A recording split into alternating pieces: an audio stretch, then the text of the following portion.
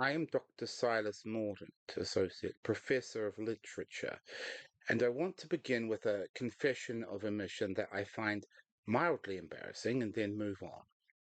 The Rime of the Ancient Mariner is one of those texts that a person in my position accumulates as a promissory note rather than an engagement. One knows it's there, one's aware that it's significant, one accepts that the critical conversation around it is extensive and that one's relationship with it is at some point going to need to be formalized. And then decades of scholarship passes and the formalization has not occurred. You're being compelled to sit in front of a camera and the promissory note is still outstanding, and you decide, in the interest of the series, you're being compelled to perform, and in the interest of discharging an obligation that's been pending for a lifetime, to finally collect on it. I collected on it last week. I found the text, I sat down with it, and I attended to it. I had expected competence. I had expected the kind of solid literary craftsmanship that produces a reputation without necessarily producing the thing that justifies the reputation on close examination.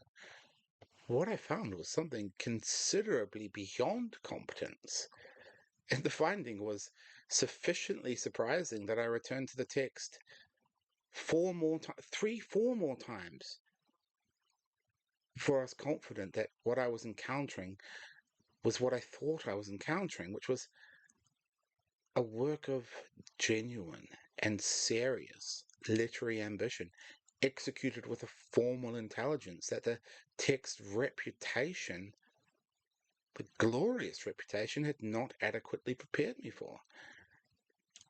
Rime of the Ancient Mariner runs to approximately 13 minutes and 20 seconds. It was produced by the English heavy metal group Iron Maiden, and it appears on their 1984 album, Power Slave. I have listened to the album, but today I'm discussing this text, which is one of the most formally sophisticated pieces of narrative literature I've encountered in preparation of this series. And I'm aware that this statement will produce a visceral response in some portion of this audience. There are undoubtedly some who will, as I did for many years, simply dismiss the text for being a simplistic, passe, bog standard heavy metal trash. The analysis will make the case. This case will stand on its own merits. So we shall proceed. I have consumed the lyrics. I've timed the instrumental sections. I have, over several days, developed a reading of this text with the same rigor I have brought to every text in this series, and the rigor has unearthed things I thought may never exist in music. The formal structure first, because this is where the first significant decision announces itself. And I do want to establish this decision before we go anywhere else. The song, uh, yeah, I will use this word for purposes of clarity. That doesn't mean I am not treating the text as a serious literary work. It is. The song divides itself into three broad movements. The first is narrative verse, the mariner's account of the voyage, delivered in a lyrical register that shifts between a confession and compulsion, and does so with a control that I find impressive. The second is an extended instrumental passage of several minutes in which the lyrics disappear entirely, which is the text's most radical formal gesture. And the third is the return of the narrative voice, the penance, the closing moral, the release. It's clear that the structure was built with intention and with the specific understanding that the sequence of the reader's experience is in itself an argument.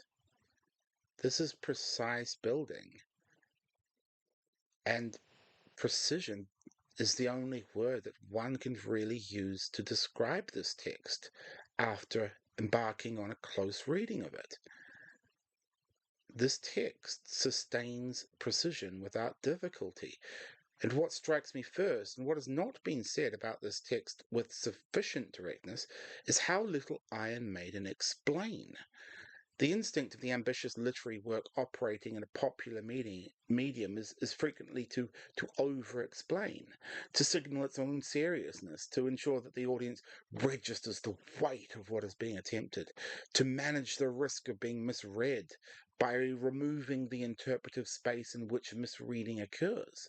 But this text, it proceeds with the confidence of a work that trusts its own materials and its own structure to produce the correct experience in a reader who is paying attention. And this confidence is justified, absolutely justified. The mariner arrives in the text's opening voices as a verse already in motion. He has stopped someone. His stopping is not gentle, it's not requested. He's fixed the stranger with his eye, and the stranger cannot move. The text gives us this situation with the same flatness and the same absence of explanation that it will bring to every significant event in the narrative, which is in itself a formal argument about how events of genuine moral weight present themselves in experience. They do not announce themselves. They simply occur. And the occurring is already over before the significance is registered. And it's only in retrospect that the significance registers, which is the only place significance ever actually registers. And the mariner knows this. I suspect he's always known this, which is why he tells the story rather than explains it.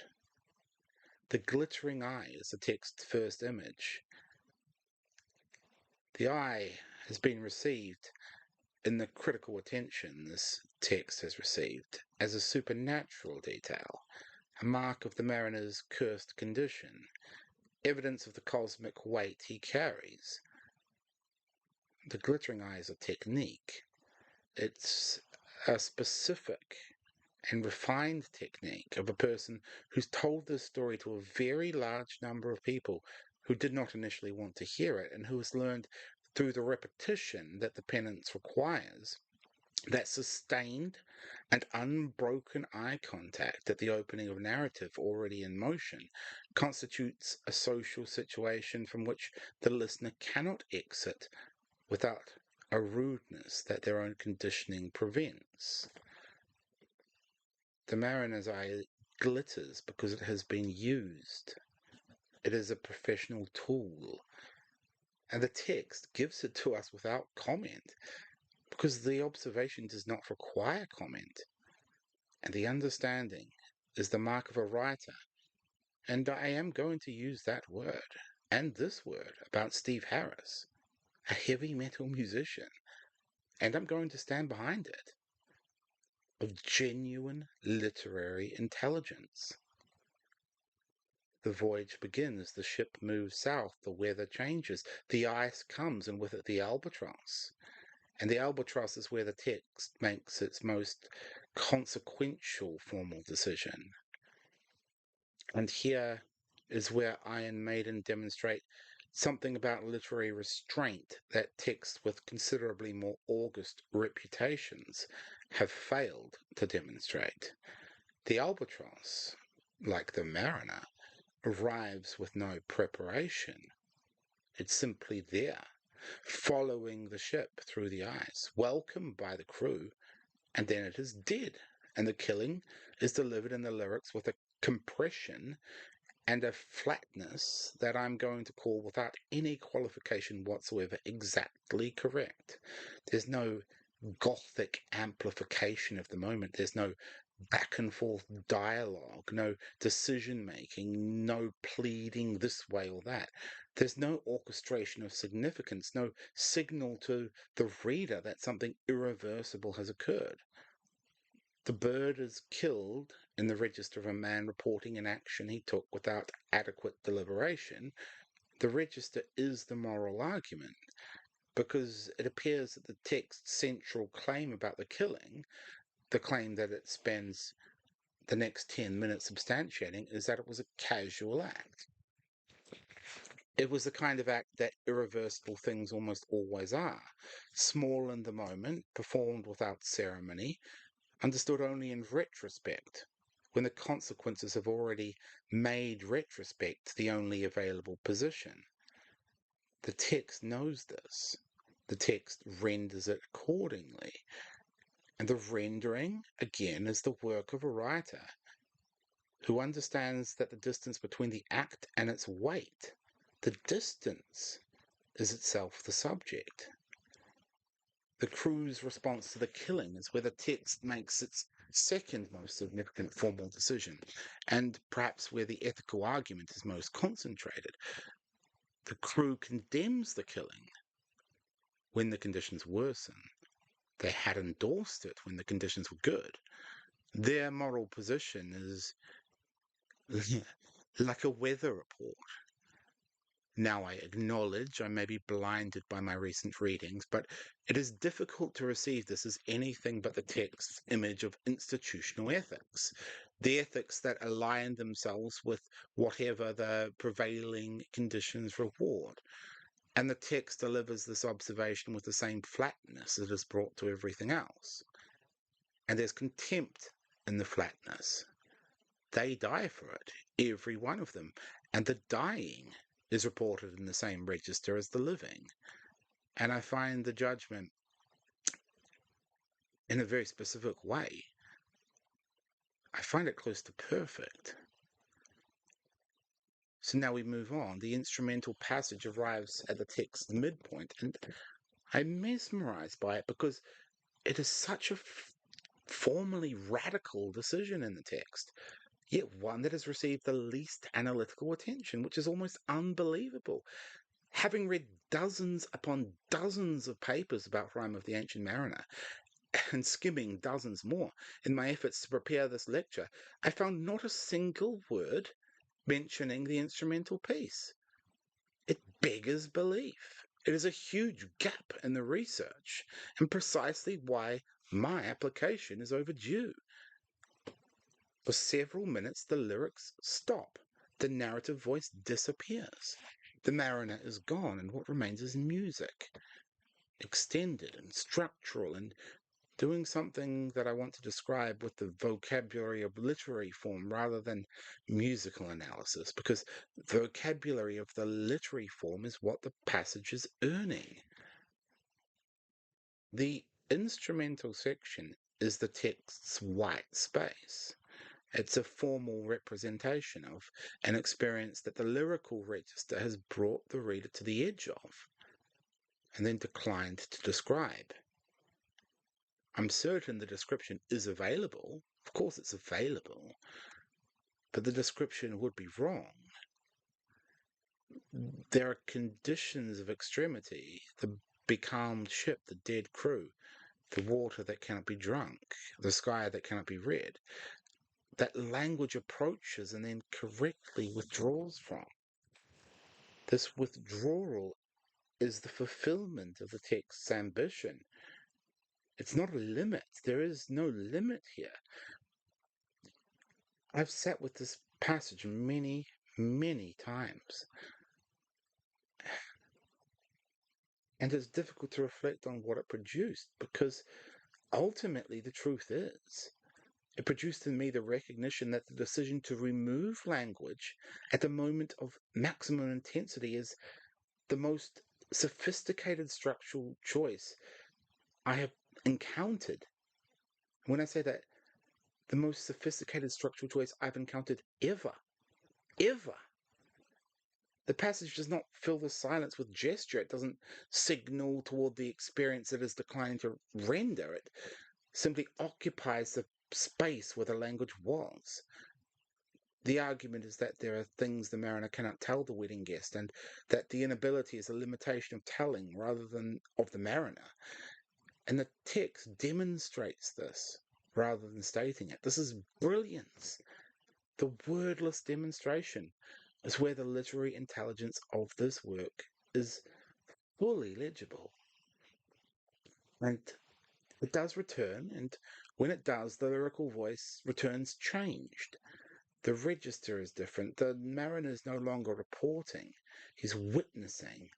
The shift is subtle when it's carried entirely by the delivery, by the quality of the vocal performance, which I am treating as a formal element in the same way I would treat a shift in the novel's narrative distance, because the shift tells us something important about what the instrumental passage has done to the mariner, which is that it has removed him from the position of an agent, however compromised, to the position of a consciousness that has been acted upon by something larger than agency. And the return to language from that position produces a different kind of sentence. And the different kind of sentence is where the penance begins. The penance is the text's theological proposition. And fair enough, the text has earned the right to a theological proposition by this point. And unlike many such propositions, this proposition is actually more interesting than it initially appears. The mariner is told he must travel and tell. The telling is presented as burden. I feel it's more complicated than burden, because a man who has been compelled to tell his story has been given, in the guise of punishment, the one condition under which his experience becomes legible to him. He's not condemned to repetition as such, he's condemned to depth, because each telling costs him something. The cost is the evidence that the telling is real, and the reality of the telling is the only penance that could be adequate to what the killing was. The text, which has been precise about everything else, is precise about this too. And in this precision is the work's theological seriousness. And the seriousness is genuine. I find that in some specific way I cannot particularly articulate. Well, I simply find it considerably more than I was expecting to find in this particular location. The wedding guest loses his evening. The literature has processed this in the limited attention this text has received as a structural convenience. The guest is there to provide the mariner with an audience, to stand in for the audience, and yet the guest is the text's ethical argument in a particularly concentrated form. He had somewhere to be. He was going to a wedding. He could hear the music through the door. And he sat on a stone instead, detained by a stranger's compulsion. And in the morning he woke sadder and wiser, and went no more on the merry din, which is the text's way of saying that the encounter has cost him something that cannot be itemized or recovered, that the wisdom he has received is real, and the sadness that accompanies it is the price. And there was no price agreed to in advance. The text does not apologize for this. And there's an honesty in that. And that honesty is what distinguishes this text from a great many texts that have received considerably more critical attention. The wisdom the guest wakes with is grey and heavy, slightly disorienting, which is what genuine wisdom feels like in the morning, which is why most people prefer the wedding. The text knows this. The text gives us the guest's grey morning with the same flatness it has given us everything else. And the flatness here carries a weight that the Gothic apparatus of a lesser work would have tried to amplify. But this text, it trusts the consumer to feel without amplification. That's the mark of a work that knows what it is. And this text absolutely does know what it is. I find that quality, the quality of a work in full possession of its own intelligence, the most reliable indicator of genuine literary seriousness that I know how to identify. And the closing moral is where the text places an interesting liability through its own directness. He prayeth best who loveth best all things both great and small. This is the lesson. This is what the voyage cost, and the penance cost, and the wedding guest's evening cost. But truly, it is not enough for the experience it claims to have extracted from.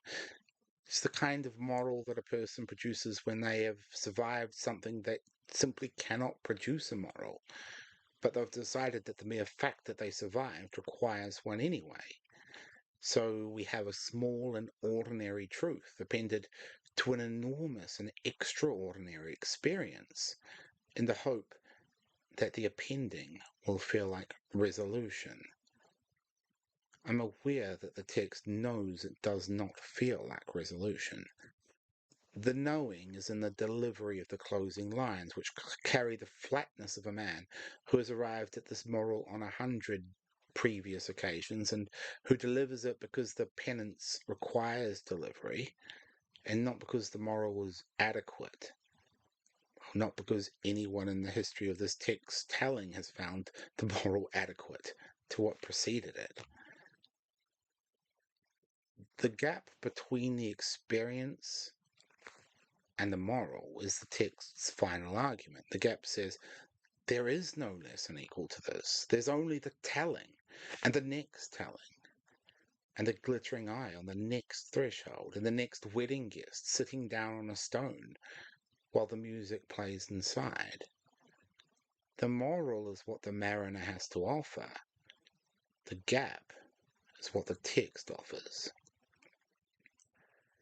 I am Dr. Silas Mordaunt, Associate Professor of Literature, and I want to close with something I do not often have occasion to say, which is that this text surprised me, and that the surprise was not the mild and easily accommodated surprise of a work that slightly exceeds expectation. But this was a more significant and less comfortable surprise of a work that causes you to revise the expectation itself. I confess I came to this text with an expectation shaped by a lifetime of working in a discipline that has very clear ideas about serious literary ambition and where it lives and where it does not. This text does not live in any of those places, and the seriousness is not despite the medium, but through it.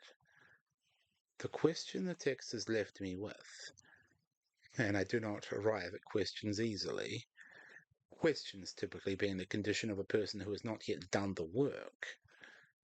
I've done the work. And the work has produced a question anyway, which tells me something, but I digress. The question is this. If close reading finds what it finds here, in a 13-minute song on a 1984 heavy metal album, then the geography of where serious literary ambition is permitted to live requires revision, and not minor revision.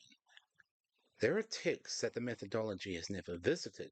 There are places where the argument I've been tracing across these lectures may be present in forms that the Academy has never thought to examine, because the Academy did not think to look, because it is too high up to look.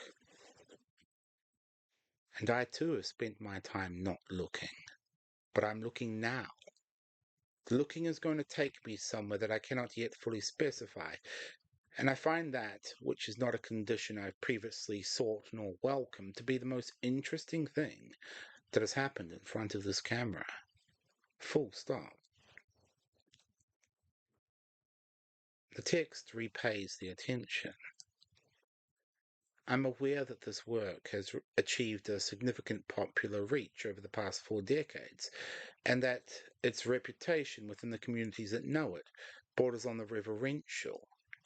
And having now spent this time with it, I find the reverence, which is typically a warning sign, to be in this instance entirely proportionate to the work that has produced it. Some texts earn their reputations. This is one of them. I understand now why it has endured. I understand why people return to it. The understanding arrived later than it should have, but I shall not dwell on that. Rather, I am moving forward, having done my part, to share the retelling.